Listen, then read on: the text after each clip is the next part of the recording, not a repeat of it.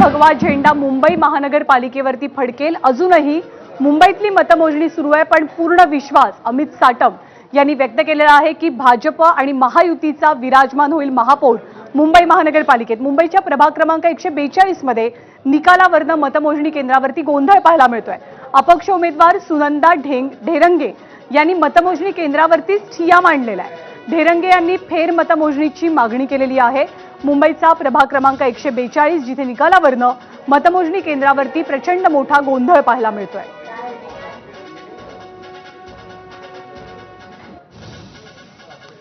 तर पुढची बातमी आहे भाजपच्या विजयासंदर्भातली। मुंबईच्या प्रभाग क्रमांक 80 मधनं भाजपच्या निशा यादव यांचा विजय झालेला आहे।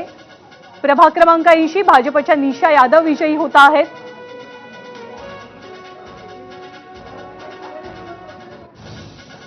तर मुंबईच्या प्रभाग क्रमांक 143 मधनं एमआयएमच्या शबाना मोहम्मद काझी यांचा विजय झालाय। शबाना मोहम्मद काझी यांना 5264 मतं पडलेली आहेत आणि एमआयएमची जोरदार मुसंडी ही आपल्याला राज्यभरामध्ये पाहायला मिळते। 95 नगरसेवक एमआयएमचे विजयी झालेत, ज्यामध्ये छत्रपती संभाजीनगरातल्या सर्वाधिक नगरसेवकांचा समावेश आहे। शबाना मोहम्मद काझी या मुंबईच्या प्रभाग क्रमांक 143 मधनं विजयी झालेल्या आहेत। 5264 मतं शबाना काझी यांना पडल्याचं पाहायला मिळत आहे।